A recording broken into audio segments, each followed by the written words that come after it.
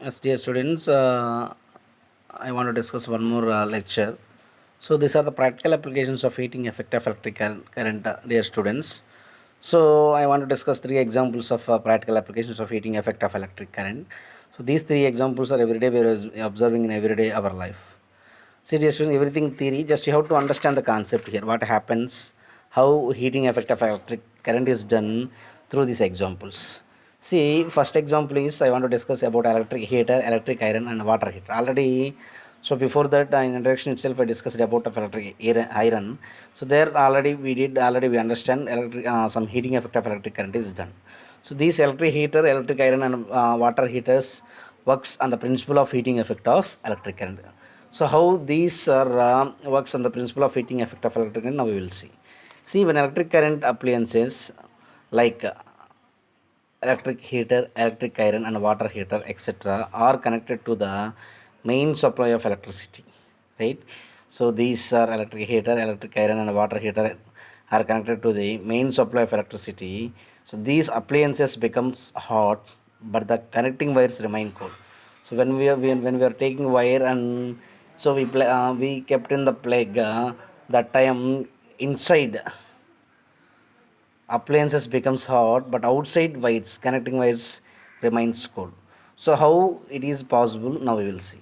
See, the element of electric heater is made of actually nichrome. We know very well nichrome has actually high resistivity and high resistance.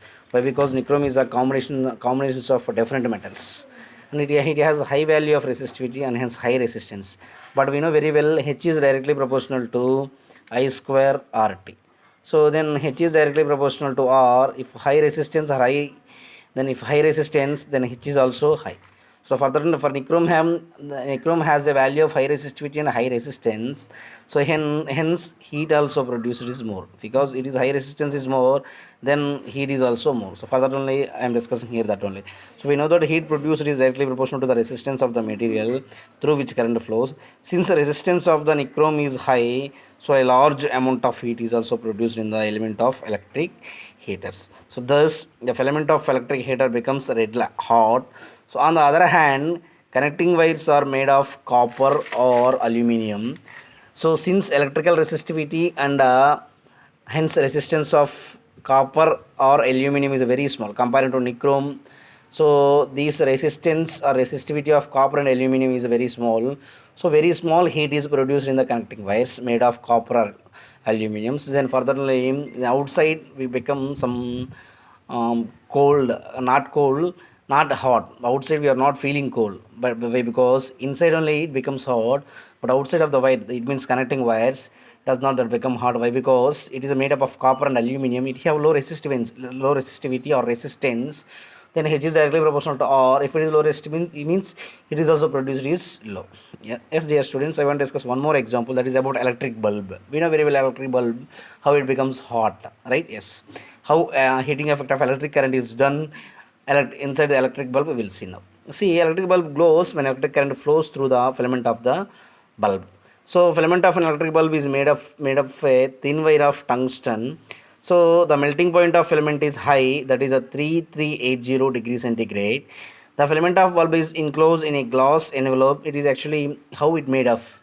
The filament of bulb is enclosed in a glass envelope fixed over an insulated support, right? It's over an insulated support. So the glass envelope of electric bulb is filled with inactive gases. Inside the bulb it is filled with inactive gases like nitrogen and argon.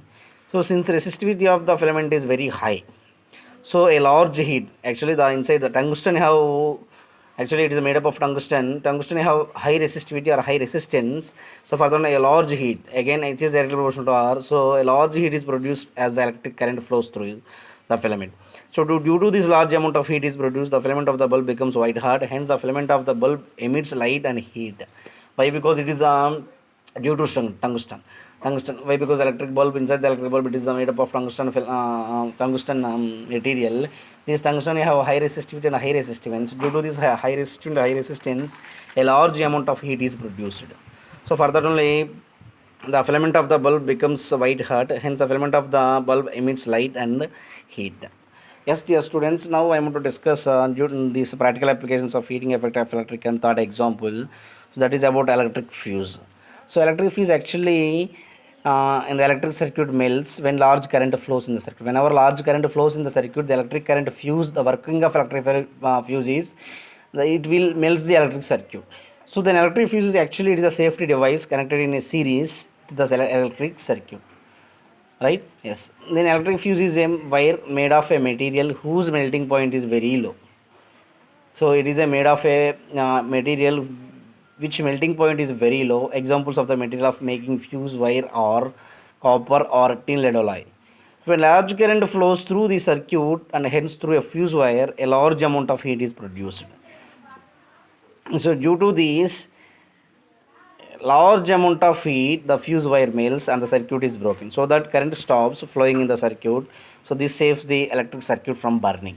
So whenever large current flowing in the circuit means, for example, in houses also, it is a very safety device, the electric fuse. Whenever some voltage fluctuations will be there, some large current or some dim currents is flowing in home, I mean through electric circuit.